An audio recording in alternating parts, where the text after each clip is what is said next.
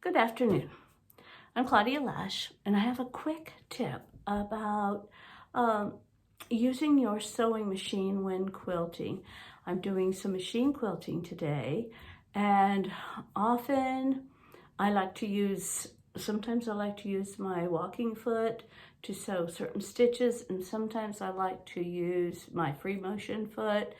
So I think it's important that we get to know our sewing machine really well so that we can switch back and forth sometimes at least when we're doing the sewing with our walking foot and our fancy stitches.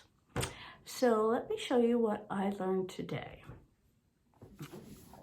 Okay, first of all, let me show you, I have a Bernina 770, and this is where my stitches are shown on my sewing machine. This is what I am working on. I will point out what I am doing is I have been doing a nice wavy stitch here. I'm using my open toe walking foot with the even feed part on the back. So it's like using your walking foot. And so I started right here. And this stitch on my machine is right here. It's, I think it's number 4. And I didn't do anything to it, I don't think, only I think I extended the length of the stitch right there. So, and I figured out that was the size I needed because I actually took a little ruler and kind of laid it on here to see how wide those would be. And then I practiced on a practice piece. Where is my practice piece for this? Oh, right there. See this blue right here. And it looks like it's going to work, so great, start there. So I put my needle down and I did the stitch right down to here. When I get down to here, I didn't want to have to tie off, stop, start again down here. So I changed my stitch to a number 1 stitch. First of all, I lifted my foot up, changed to a number 1 stitch, which is just straight stitch, went across, and then could flip this is small enough, I could flip it around easily and go down here until I got to this end.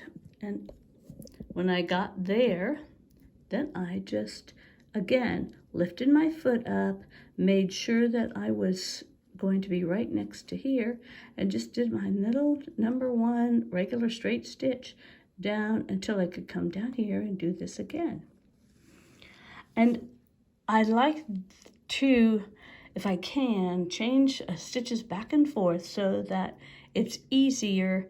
You don't have to have all those knots to tie. So I'm going to try and show it to you if I can. If not, just remember, it's easy to switch stitches back and forth until when you get to this end, I'm going to have to do something else. Okay, I am ready to stitch, and it's stitch number 4, and I'm guiding right in the middle.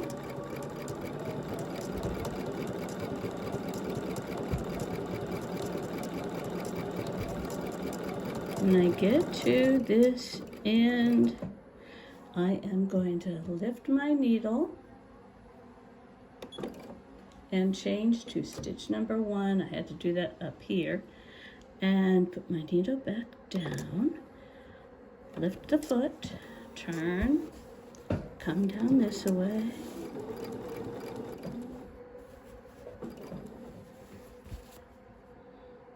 turn. Now I'm going to lift that needle again, and I'm going to scoot him over to where I'm going to put him back down. I think I would be in about the right spot. Change to stitch 4. Well, It doesn't want to change right now. There. And just come back down. Well, that time I didn't do as well. Because I should be looking right here. I shouldn't be looking at where my needles go. But it'll be okay.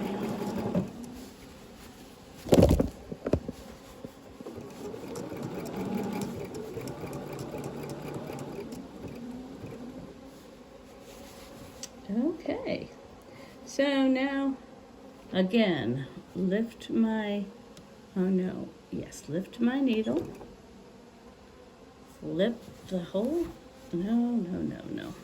Switch to stitch 1, needle back down, turn the whole thing, make sure I'm on the very edge. I hope that you can see this. I'm going to have to lift my needle up a tiny bit because I want him to come right next to that.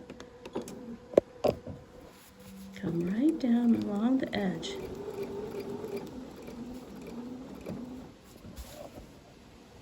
Turn again.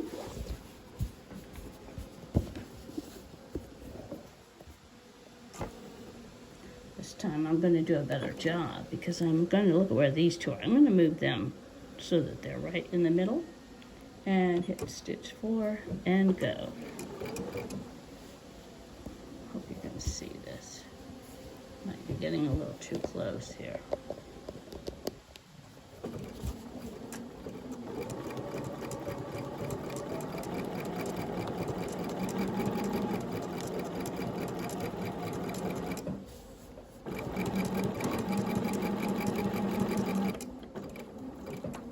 And now I can knot and stop.